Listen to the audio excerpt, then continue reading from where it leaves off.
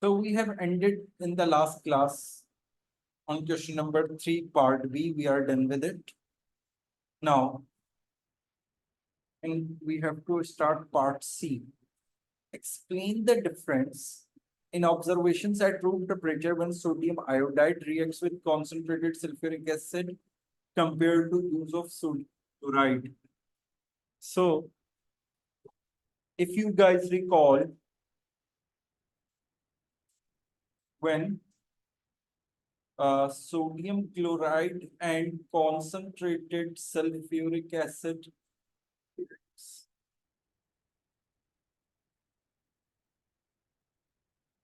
concentrated sulfuric acid reacts, we just get a steamy fumes, isn't it? And when sodium iodide reacts with the concentrated sulfuric acid, there are two reactions. Initially, hydrogen iodide, and that hydrogen iodide further reacts with the sulfuric acid, and as a result, the iodine is formed, so we get a purple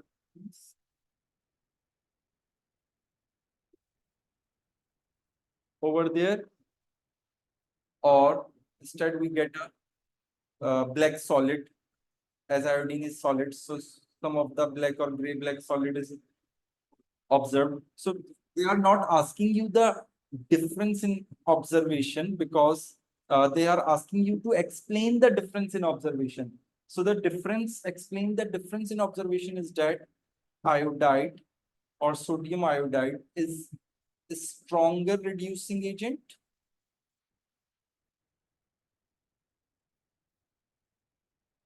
than chloride. So iodide is further oxidized to form iodine, but chloride doesn't oxidize to give chlorine. So we are going to explain the difference is that iodide ions are relatively stronger reducing agent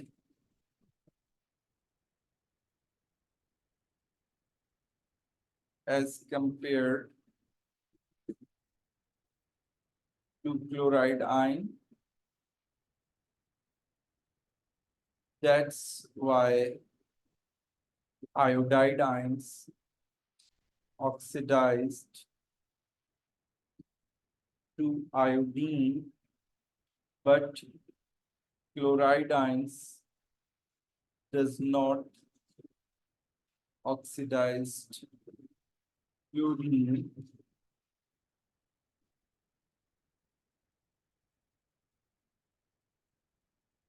by concentrated sulfuric acid. Is this understandable to all of you?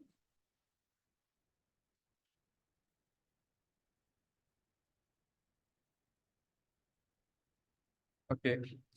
Now in the next part, complete the equation for the reaction of bromide with excess concentrated sulfuric acid at room temperature. Okay. So if you recall this reaction,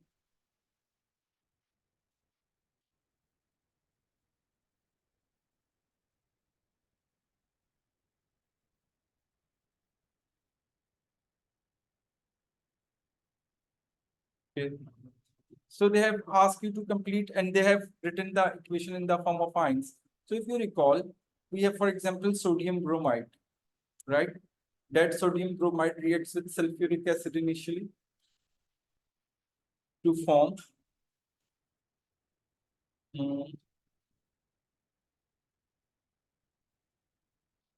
let's say NaHESO,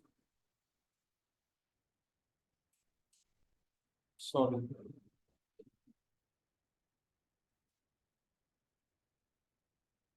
NaHSO4, and HBr. Okay, that HBr further reacts with the sulfuric acid, and in this reaction, we get bromine. We get bromine.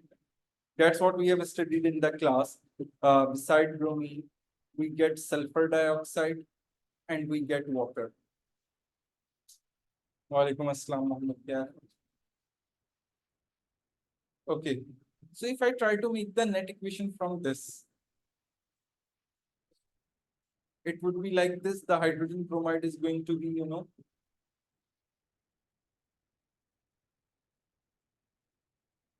removed. I'm not balancing the equation right now. We are going to balance the equation later. Okay. So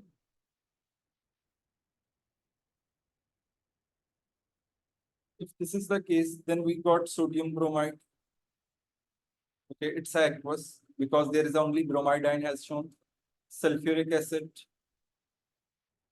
it's aqueous. We get sodium hydrogen sulfate, it's aqueous. We got bromine, it's aqueous. We get sulfur dioxide gas, it's aqueous. It's a gas, sorry, and water is a liquid. Okay. Now, if you recall the method to make the ionic equation, so for a ionic equation, what we do, we split the compounds, the ionic compounds which are aqueous. So if I do this, it would be like this. The sodium ions aqueous, bromide ions aqueous, right? Then we have hydrogen ions in aqueous state. Okay, they kept the sulfuric acid as it is. Okay, let's do this.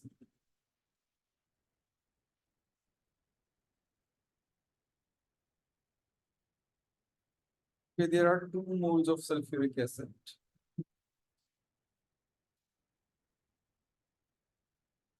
Okay, in the first form, it is 1 sulfuric acid is, would be like this.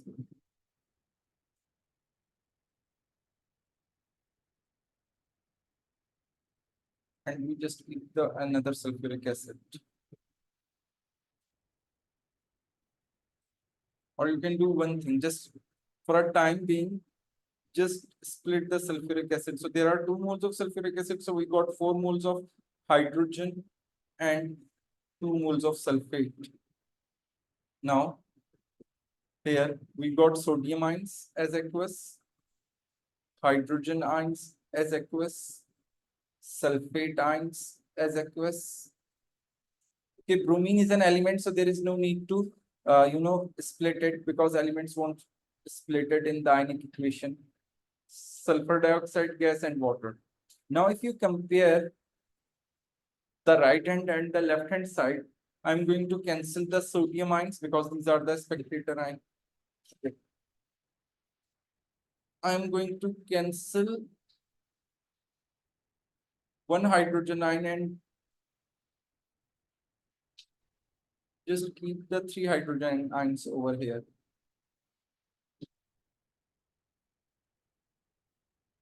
Then I'm going to remove the sulfate ions. So after this, I am left with the bromide ion, aqueous.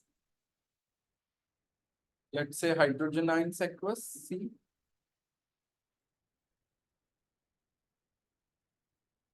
Okay, this would be cancelled like this because there is a 1 sulfate over there and I am keeping the 2 sulfate over here. So there is a sulfate ion. On the right hand side, I got bromine, I got sulfur dioxide, and I got water. Is this understandable to all of you? So what I did, I just cancelled the ions which are same on both the sides. Now, okay, we had this over here, we had this over here, and we got sulfuric acid. Okay. Now, and remember the equation is not balanced. I didn't balance the equation. Okay. So on the right hand side, we have a bromine, we have sulfur dioxide gas, and we have a water. Now, if I balance the equation, there are two bromides, so I'm going to put a two over here. Okay. There are three hydrogens over here and here over two. So if I put a two over here, that makes the oxygen balance. See, here we have a four oxygen. So putting two makes two oxygen over here and two oxygen over here. Okay. Then there are four hydrogen on right side. So I'm going to put two over here. Now see, the equation is balanced as well. Is it clear to all of you?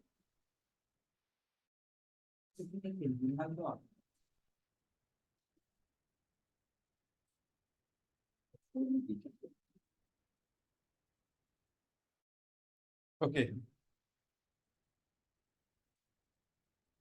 Now, we go to number 4. Aqueous bromine reacts with a methanoic acid to form hydrogen bromide and carbon dioxide gas, and here we got the equation. The table shows the oxidation numbers of bromine and carbon in the species involved in this reaction. Identify the oxidizing agents in this reaction. Explain your reasoning with the reference to the oxidation number. See, they have told you. Yes, the equation, if the equation is balanced correctly, Anshara, then it doesn't matter at where you balance the equation. Just give me a minute, please.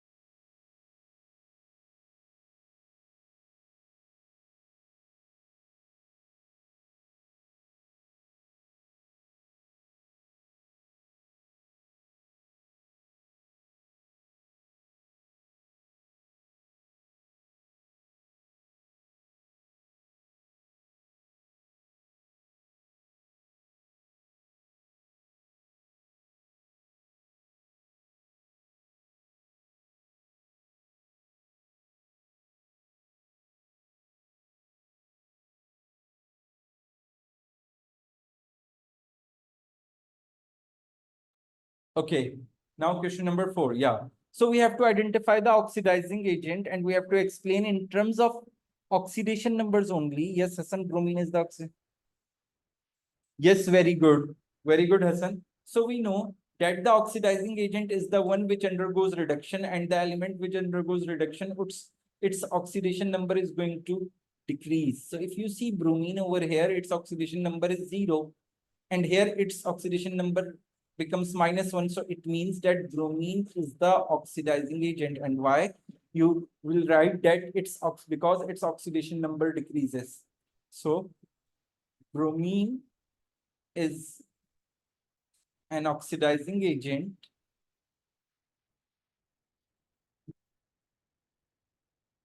because its oxidation number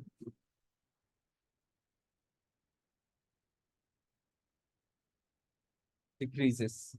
Okay, now part B.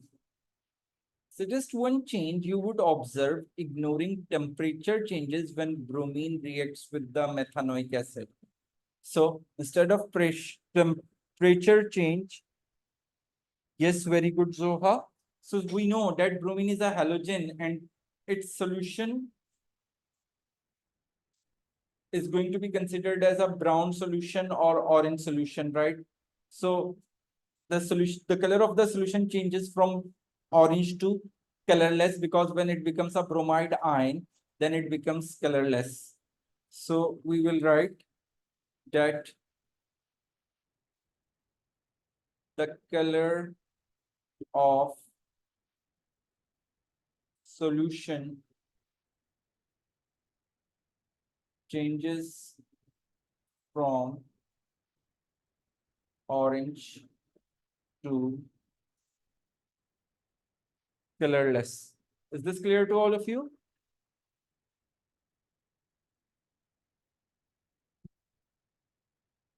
Now, question number 4, part C. This reaction can be followed by measuring the concentration of bromine present in the mixture at regular time intervals. The graph shows the change in concentration of bromine against the time in the reaction carried out at 20 degrees Celsius. Okay. Use the graph to calculate the average rate of reaction at 20 degrees Celsius during the first 600 seconds. Okay. So the time we know that if you recall the expression for the rate of the reaction, it is change in concentration divided by time taken. Okay. So it's 600 seconds, right? So rate is equals to change in concentration is going to be in the numerator divided by time taken. So the time taken is 600 seconds. That's what examiner has told us. Now we have to find the change in concentration. So if you see, they have given you the concentration mole per dm cube, right? So, and it's whatever the concentration is, it's exponent 5. So initially it's 100, and at 600, if you see, it's so if this is going to be 10, then it would be 12. So it's 100 exponent 5 minus 12 exponent 5, and we will divide it with the 600 to get the rate. Okay, so in the numerator we have a concentration, which means mole per dm cube, and in the denominator we have a seconds, so the unit would be mole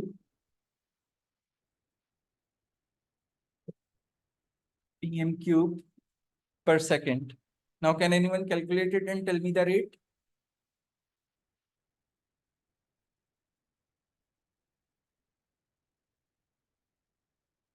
And if anyone of you has any confusion, please ask.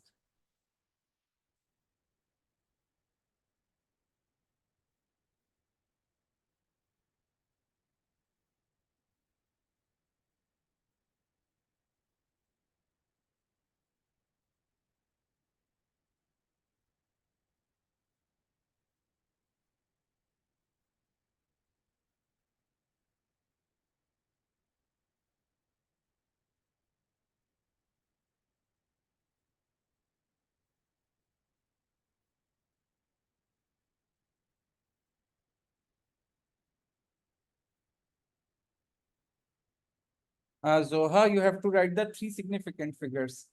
So according to the Shre, it's 14700, right? So I can write in three significant figures. It's 1.47 exponent 4. Is this clear to all of you?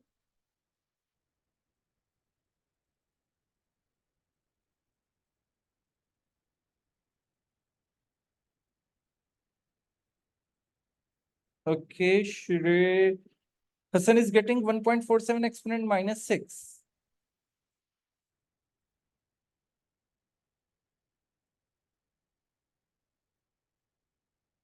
Yes, sure. Let's check again. Shrey, you also check again.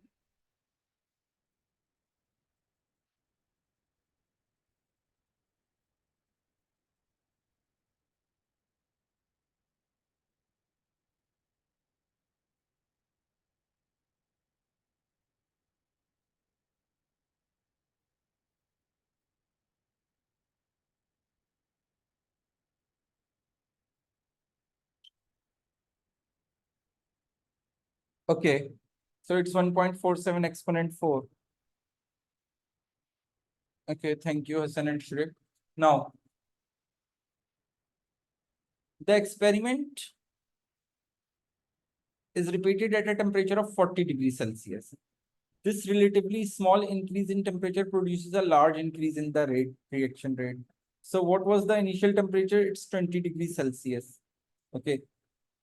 Sketch a graph on the same axis to show the expected results when repeating the experiment at 40 degrees Celsius. Okay. So as the reaction rate increases, so it means that the graph would be steeper, isn't it?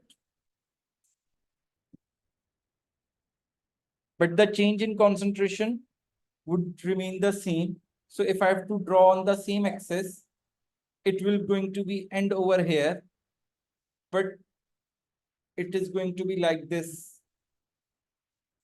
No, 1 minute. It is going to be like this, a more steeper, and then eventually it becomes constant like this at the same line. So it would be like this. Is this clear to all of you? Because when the temperature increases, the rate increases, and when the rate increases, the gradient becomes more steeper because the change would be faster.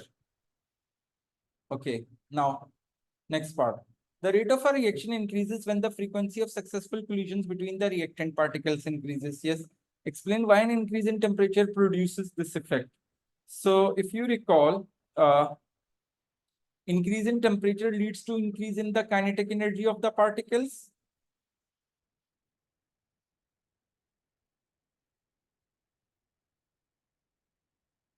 Increase in temperature. Yes, very good. Zoha leads to greater kinetic energy in the particles. Yes, Hassan, you are right, but you skipped one point. You have to write after this that now at higher temperature or at increased temperature,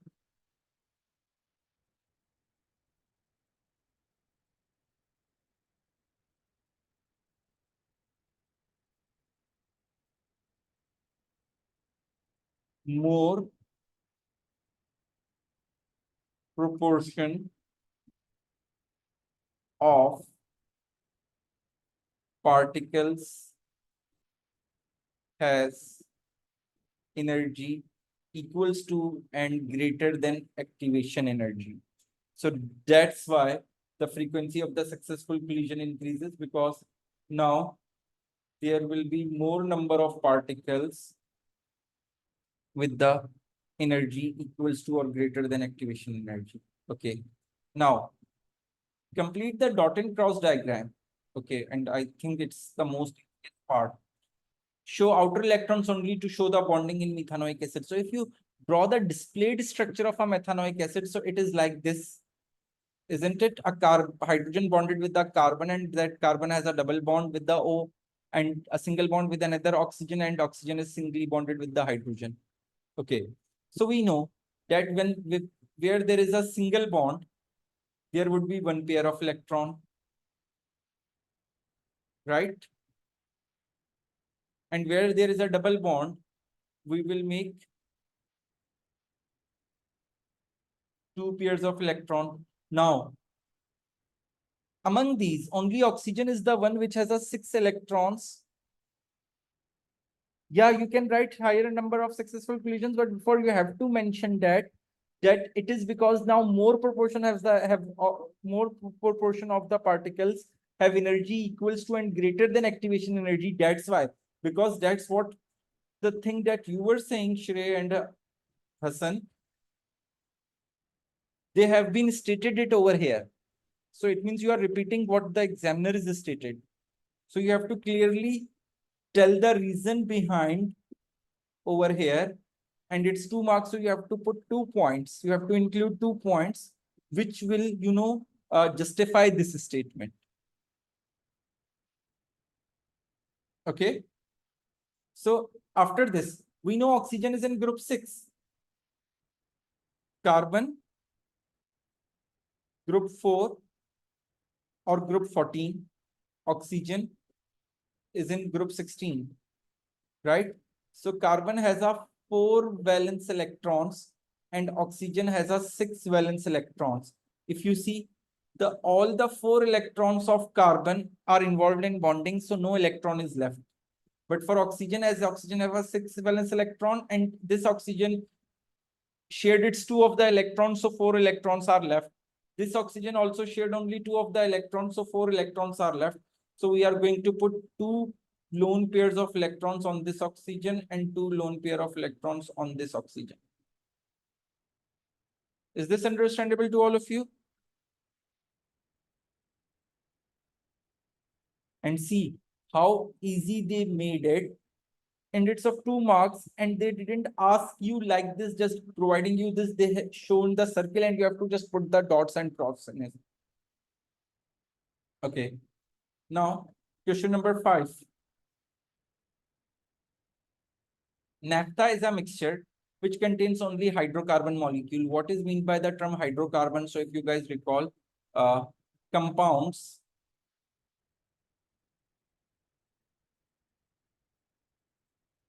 containing only carbon and hydrogen. Yes, Banin, very good. These are compounds specifically, if we talk about a hydrocarbon. Okay, name the raw material that is used to produce the sample of naphtha.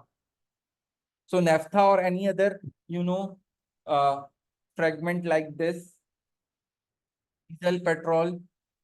Yes, very good. They all can be very good, Hassan. They all can be obtained from crude oil. Compound V is found in naphtha. It has a molecular formula of C10H22. So if you see, it's CnH2n plus 2, right? So it means it's an alkane. When V is heated at a high pressure in the absence of air, an equal number of moles of ethene, propene, and W are made. W is a compound made of a straight chain saturated molecule. So ethene is an alkene and propene is also an alkene. So these are produced and saturated. It means it's an alkane. A carbon has a 4 single bonds. Name the process describes this reaction. Yes, in which reaction are see a bigger molecule forming smaller molecules? No, Zoha. Yes, Hassan and Banin, very good. So it's cracking. We call it cracking. For decomposition is for the inorganic compounds or the ionic compounds. When they are heated and on heating they form simpler compounds, then it's a thermal decomposition. When we talk about the long chain hydrocarbons breaking down into smaller chain hydrocarbons in the absence of air at high pressure, then it's a cracking. Okay. Reduce the structural formula of W. Okay. So what they are saying, you are getting an equal number of ethene, propene, and W. So it's C10H22. So let's do a little rough work. If let's take a one molecule of C10H22, it is giving you one ethene, right? Ethene is C2H4. 1 mole of propene, which is C2H6, sorry, which is C3H6, prop 3 carbon. So we got 1 mole of ethene, 1 mole of propene, and if you see how many carbons are left, 5 carbons, and it's a saturated. So saturated have a number of hydrogen, 2n plus 2. So 2 times 5 makes it 10, and 10 plus 2, 12. So C5H12. So 1 mole, 1 mole, 1 mole. So we are getting the equal moles of all of them. So it is C5H12. So they are asking you to draw the structure of a W.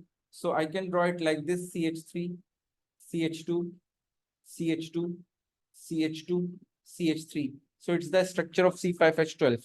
Is this clear to all of you?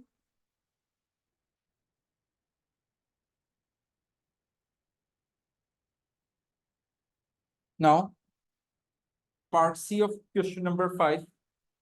Propene is separated from the mixture and heated in the air in the presence of a catalyst. Propene is oxidized to X, which contains two functional groups. Okay. Effervescence is seen when sodium carbonate is added to X. So what functional group X contains if you are observing a effervescence when sodium carbonate is added?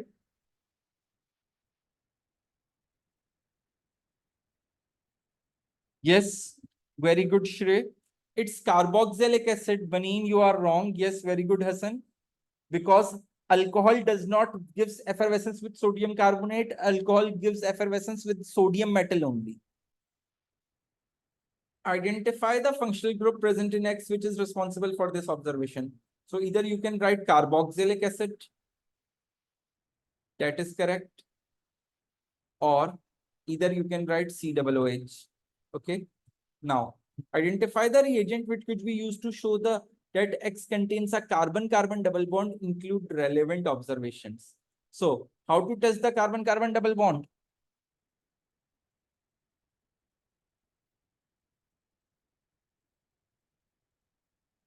Yes, bromine test. So, for bromine test, what we will write? Add aqueous bromine, and the observation would be solution turns from orange to colorless. Okay, yeah, brown to colorless can also be, or brown color disappears, that is also fine. Now, question part D. X reacts with another reagent to form wood. Okay. The molecule of Y react together to form a addition polymer Z. Okay. So it means Y is the monomer, right? Because the Y molecules react together to form the addition polymer Z. The diagram shows the repeat unit of polymer Z. Okay. Which kind of polymer we have studied in AS level?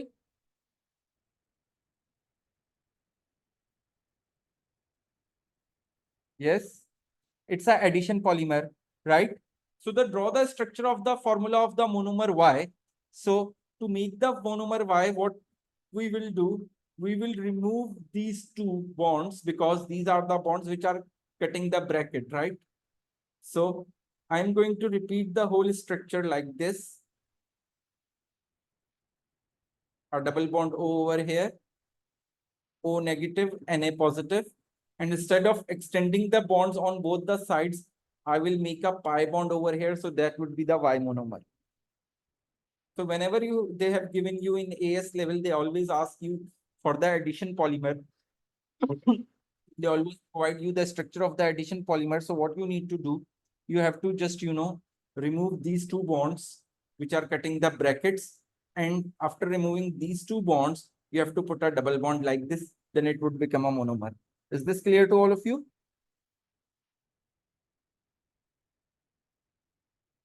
Okay. Now, question number 5, part E. Polymer Z is useful because it absorbs large amount of water. Okay. However, there are problems associated with the disposal of the products containing polymer Z. Combustion is not an appropriate method to dispose of pure Z because the process releases harmful gases. Some of these gases contribute to the enhanced greenhouse effect. Identify a gas released during the combustion of Z which contributes to the enhanced greenhouse effect. So which gas? Yes, very good, Zoha. Very good, Hassan. So we all know that carbon dioxide is the greenhouse gas. Yes, very good, Fatma. Identify another gas which could be produced during the combustion of the pure Z. Describe our consequences other than the enhanced greenhouse effect of its release into the atmosphere. So what would be the another gas? Yes, who can identify?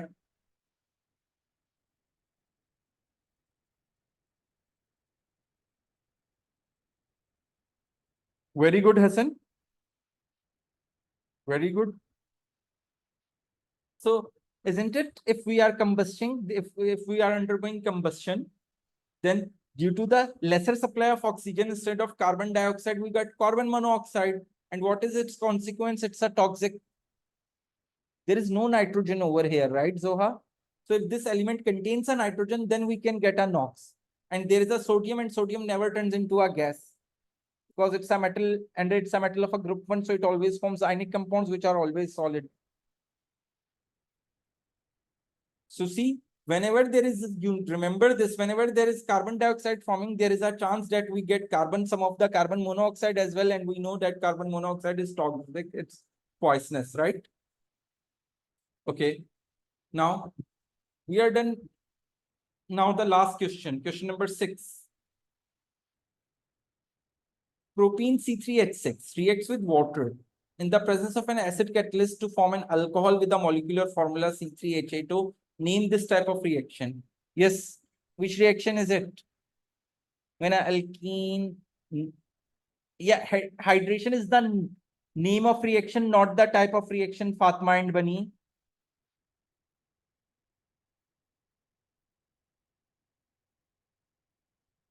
They are asking, yes, very good, Shrey. It's an addition. So either you will write over here addition, or you, specifically if you want to specify it, you have to write electrophilic addition because alkenes undergo electrophilic addition, right? And carbonyls, aldehyde and ketones undergo nucleophilic addition. Yes, very good, Fatma. No, hydrolysis, how an alkene undergo hydrolysis? For hydrolysis, recall Zoha, the esters, amides, nitriles, and halogenoalkanes, alkyl halides. These 4 organic compounds undergo hydrolysis. Okay. Name the catalyst used and state the conditions needed for this reaction to occur. So usually we use for this, no, nickel is used for hydrogenation when a hydrogen is being added.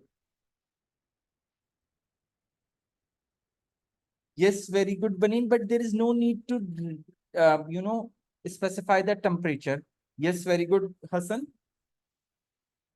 So the catalyst is phosphoric acid, you can write, or instead phosphoric acid, sulfuric acid can also be used. And remember the phosphoric acid H3PO4 is a phosphoric 5 acid where the oxidation state of uh, phosphorus is 5. And the conditions is heat and pressure as well. Or you can use high temperature as well. Okay. Now C part. Complete the table to show the number of sigma bonds and pi bonds present in C3H6 and C3H8O.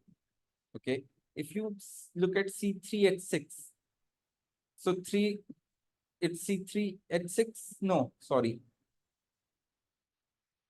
It is C3H6. So how many sigma bonds here we have?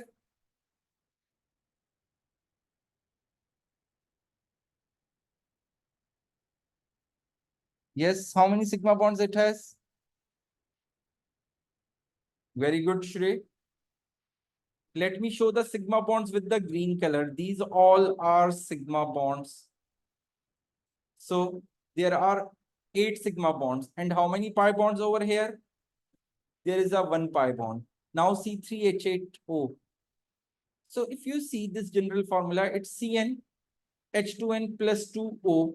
So it means 1, 2, 3, and 1 carbon has a OH group, right? And all of them hydrogen. So in this one, there is no pi bond, right? So I'm going to write a 0 over here. And if you count the sigma bonds, 3, 4, 5, 6, 7, 8, 9, 10, 3 and 3, 6, 7, 8, 9, 10, 11. There are 11 sigma bonds, isn't it?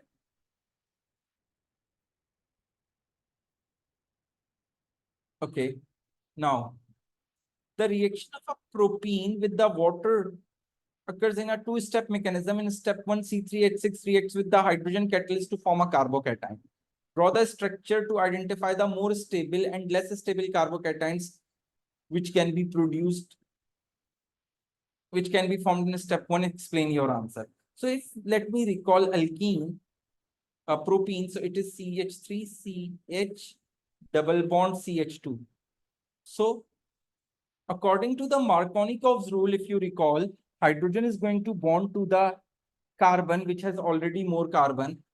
So that is for the most stable one. So in this one, it is going to be CH3, CH, CH2. So the CH2 has a more carbon, more hydrogens. So the next, the hydrogen, the H positive that they have mentioned over here is going to bond with this one, and this one becomes the carbocation. And the less stable one have the reverse case, have the, there is a double bond over there initially. So hydrogen gets bonded over here and this carbon becomes positive. So if you see, it's, this one becomes secondary carbocation, right? And this one becomes primary carbocation. And we know that primary carbocation are less stable and secondary carbocation are more stable because of more alkyl groups, which causes more positive inductive effect. So it has more positive inductive effect due to two alkyl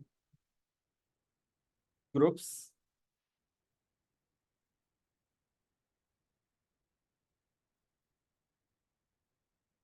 Is this clear to all of you? Yes, very good, Vanin. No, hydrogen is going to bond with the carbon which has a more hydrogen, and the other carbon becomes the positive charge or a carbocation. So in this case, we get a more stable carbocation.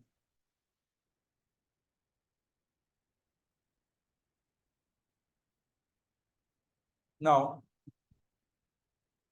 name the major organic product formed when the reaction of propene with H2O occur. So if you see, it's a CH3, CH double bond CH2. When it reacts with water, there are two possible organic products. One is CH3, CH, CH2. Hydrogen gets bonded over here and OH is get bonded over here. And the other one is CH3, CH, CH2. Hydrogen gets bonded over here and OH gets bonded over here.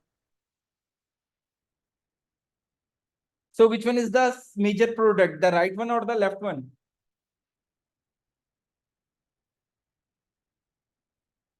Yes, Abdurrahman, you are correct. But which one is this one, the right one or the left one? Yeah, the left one. And the name of the left one would be, very good, Bani, propane 2-ol.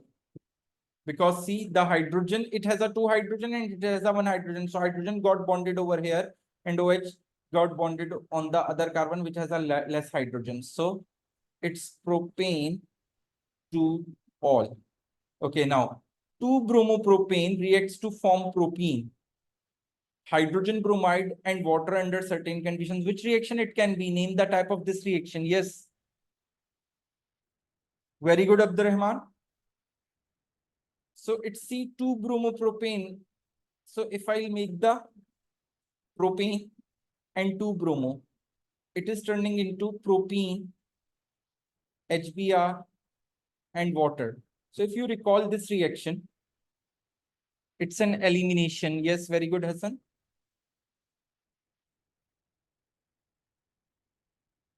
Now, describe the reagents and conditions needed to favor this reaction. So, yes, can anyone remember this? What is the reagent that we use? Very good, Abdurrahman. Sodium hydroxide we would use. And what are the condition?